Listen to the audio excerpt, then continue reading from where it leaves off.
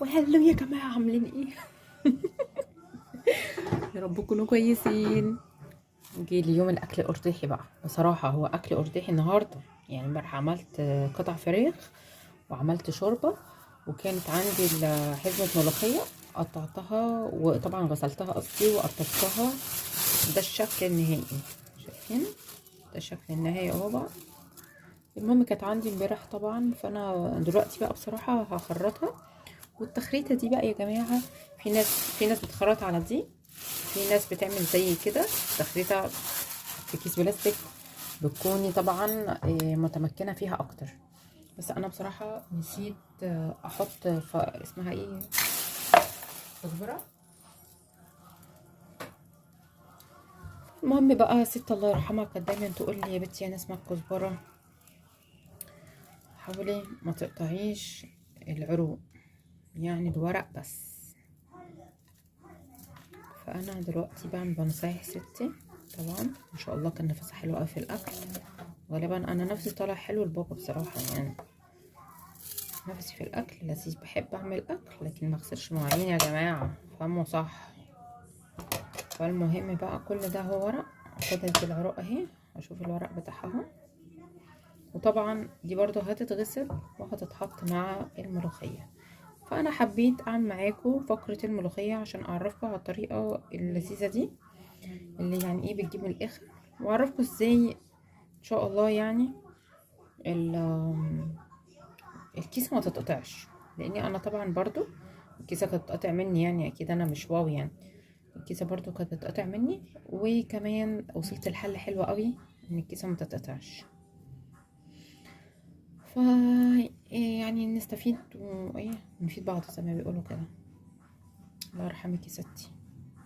ستي بقى يا جماعه انا عشت معاها ال4 سنين بتوع الكليه، المعهد طبعا. انا طبعا خدمه اجتماعيه. فطبعا اول ما عرفت ان انا هشرف عندها خافت طبعا، قالت نسمة يا جمال، نسمة تيجي. كانت خايفة طبعا عشان انا كنت بنوتة شقية، ودعاء كانت اصلا عندها. فاحنا يعني احنا اتعلمنا هنا في اسماعيلية الكليات، لكن بابا وماما كانوا لسه ما زالوا في رفح المصرية. الشغل كله كان هناك. ماما طبعا لما بابا راح هناك من زمان، بابا اصلا مسقط رأسه يا جماعة العريش، يعني اهله مش عرايشيين، بس احنا مصريين، وهم بابا اتولد هناك في العريش، فالدم حن بقى، فاهمين؟ ده طبعا يا جماعه عايزه اقول لكم، ده انا مش هرميه. عارفين ده يا جماعه؟ تشيل دي. ده عارفين هعمل فيه ايه؟ هغسله واغليه وبيتشرب.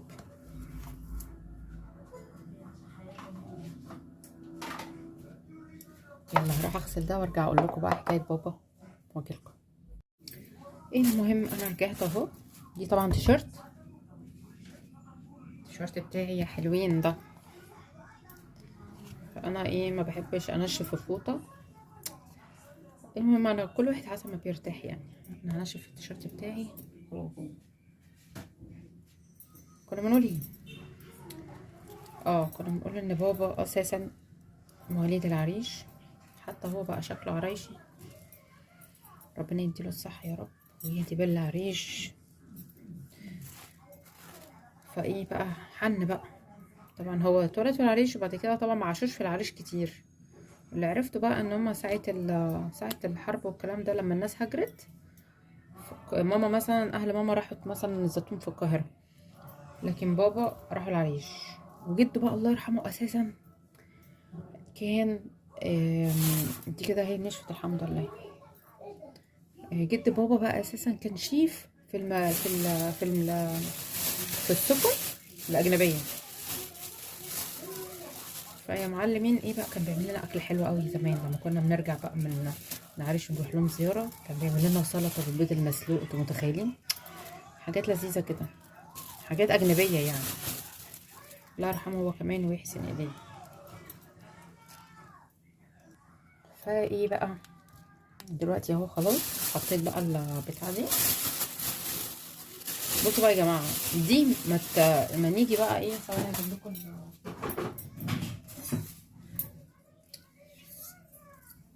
بصوا البتاعه دي كنت جايباها من بورسعيد. طبعا اساسا انا خريجه بورسعيد وكده. جبان شايفين يا جماعه؟ ستانلس كلها من اخرها، من اولها لاخرها زي ما بيقولوا كده، من اولها لاخرها. قعدت معايا بقى ايه، محطاه في الجهاز يا معلمين. طبعا انت بقى ايه لو عملتي كده، ثواني هعمل بتاع. فايه الكلام على ايه بقى، ان احنا يا جماعه اهم حاجه ما لو عملتي الكيسه خرطتي هنا هو على البتاعه دي هتتقطع. فتوصلت لايه بقى، حل حلو لذيذ خفيف لذيذ كده، ان احنا نحط تحتيها قماشه. ما ينفعش بقى تحطي قماشه زي التيشيرت كده، او تحطي تيشيرت انت مش عايزاه. ليه بقى؟ لان القماشه هتتقطع برضه. بسم الله الرحمن الرحيم.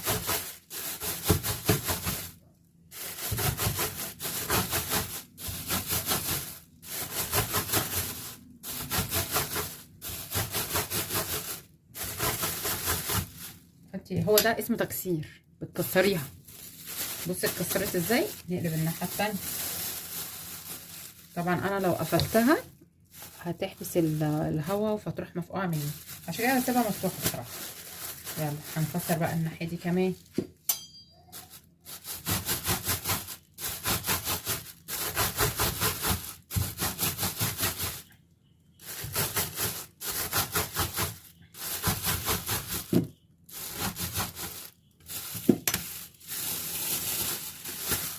يلا انا هعملها بقى وايه، ارجع لكم علشان ايدي ما تبانش كتير يعني وانا بعمل كده ايدي ما تبانش كتير. فهكمل واوريكم الشكل النهائي. بصوا انا كده خلصت اهو، شايفين اهي. في ناس بقى بيعملوا على كده، بس انا بصراحه كده كده بنزلها هنا اعيد عليها، فاهمين؟ في ناس بتحبها خشنه وفي ناس ايه بتحبها مش خشنه. انا هنزلها يعني على الاقل خالص ما وسختليش الدنيا. لو عايزه بقى تتكي عليها انت وهي في الكيس تكي واستخدميها، بس انا هتك عليها وهي هنا عشان ايه ما تطلعش من ايدي حاجه زي ما بيقولوا كده.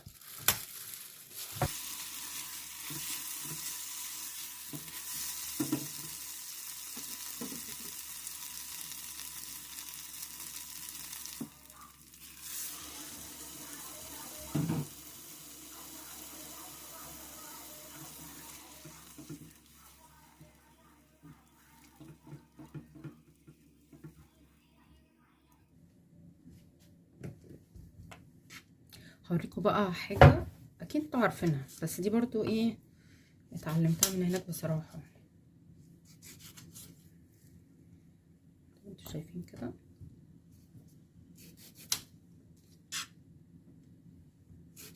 عقبال ما ايه اغلي الشوربه وعلقت على الرز زي ما انتوا شايفين برضو. دول بقى على النار، هوريكم دلوقتي تعملوا ازاي. ودول معاهم اتحط كده زي ما هو.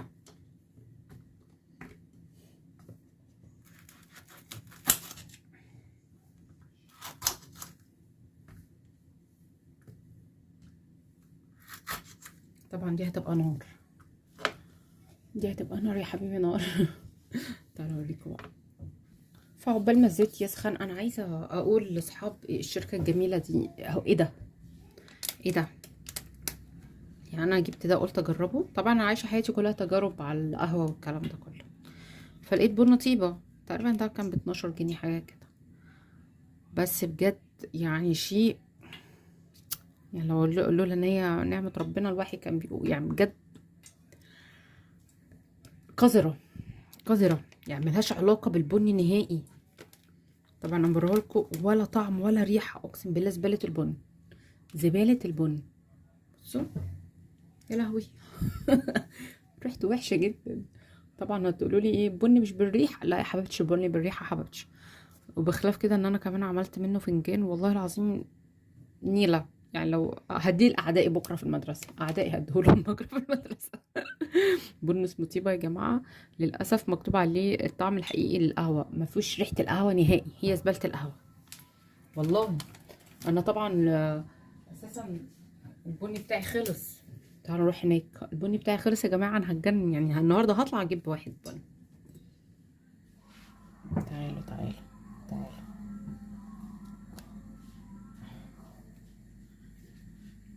حلوين. بسم الله.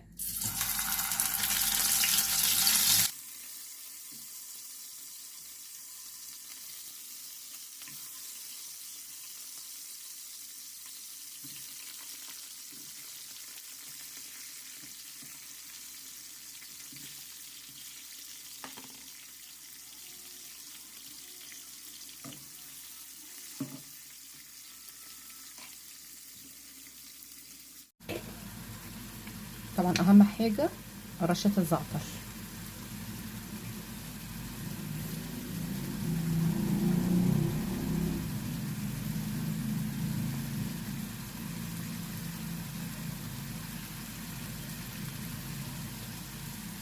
تحفه زعتر يا جماعه، عيش. مش عارفه هنا انتوا مش بتعملوا ليه على حاجه،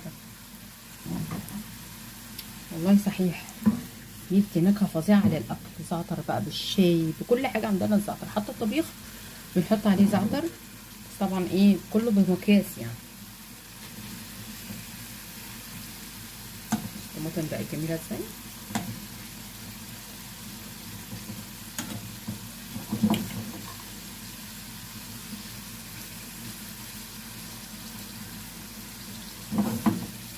خلاص كده المفروض ان انا هقفل عليها كده.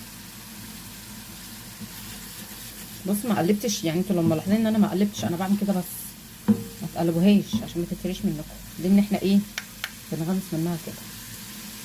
لسه بقى فاتحه عليها اهو. عايزه اقول لكم بقى طلعت منها خيرات. بصوا صفيتها بالمصفى. بسم الله ما شاء الله. بصوا مليانه جزر، طبعا ده مش بيترمي، بخلي الولاد ياكلوه برضو. كانت حته فرخه اهي، دي كلها كتانه دلوقتي. سوري. يلا بقى ننزل ايه، ملوخيه ملوخيه.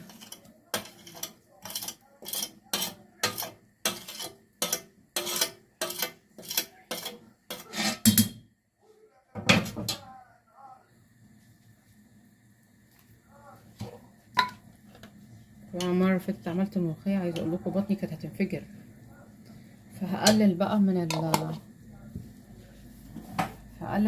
اسمه ايه ده،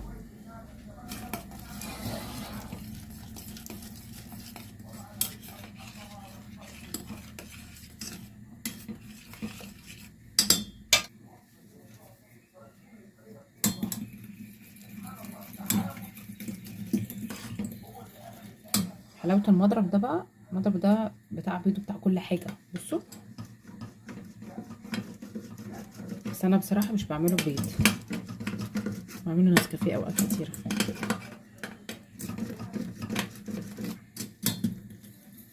لفك التشابك.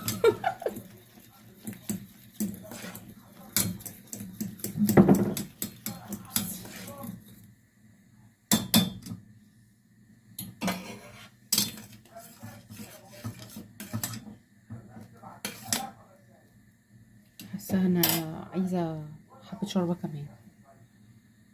أول مرة انا كده زودتهم حبة. أول مرة أخدك يا ماما. مش عارفة، بفكر احط دي كده ولا بلاش. ماما هات آكل حتة انتي لحمة. عارفة فرخة مش لحمة دي. كده خلاص هي استوت. اعملها طشة. عايزة أشوف من هنا. دوق كده وقول لي رأيك. انا طبعا يا جماعة رأي يحيى بيهمني جدا في الاكل، وآدم برضه. لما بلعب فعلا. الملوخية دي يلا عشان هشيلها بسرعة. بسم الله يا جماعة. شاطر تكون شاطر. حلوة. يلا عشان نشيل الحلة.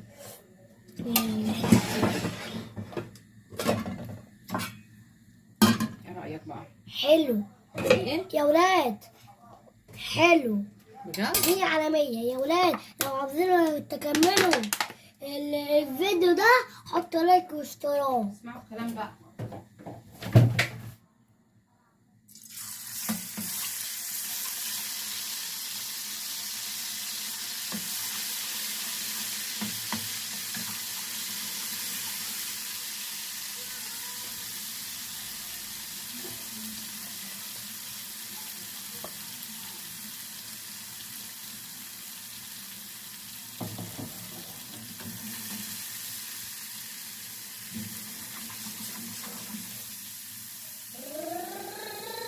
ماما بعد شوية. استنى يا يحيى، بعد شوية. استنى يا يحيى.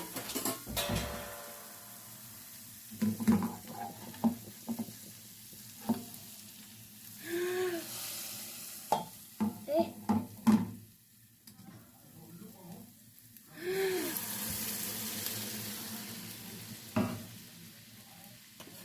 عملت تعمل كده ليه؟ هي بتتعمل كده. هي بتتعمل بالصوت ده كده؟ اه.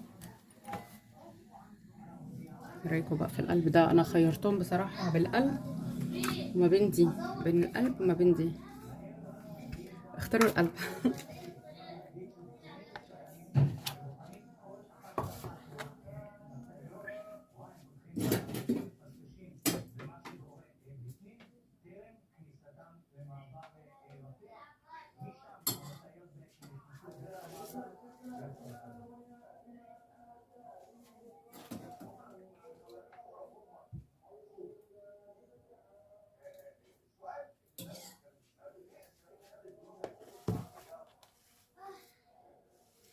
ايه رايكم؟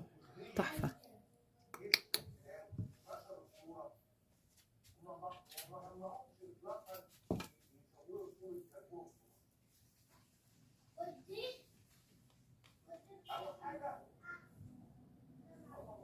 ده رايي.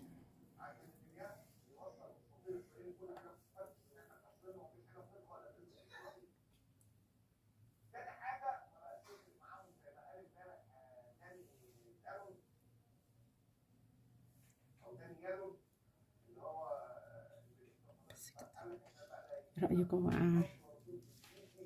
في كمان كبده اهي. اوعى، حسيت اني عكيت. حلوة. يحيى روح حط الترابيزه الصينيه. انت شايفاني؟ عيب عليك انا ماما. روح حط شايفاني الصينيه. من الكاميرا صح؟ روح حط الصينيه. ايوه.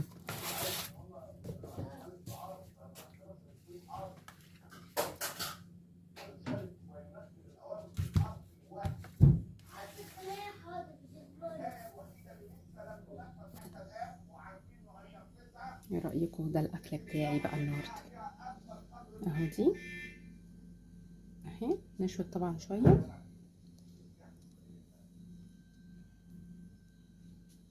هي خدمه.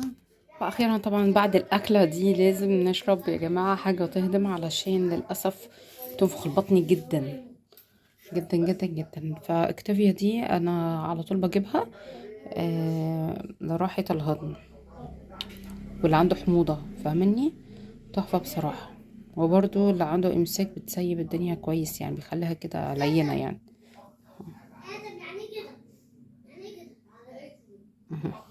بس يلا بقى نفتحها.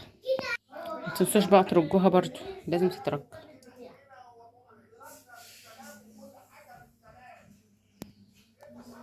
كوب ده انت عايش.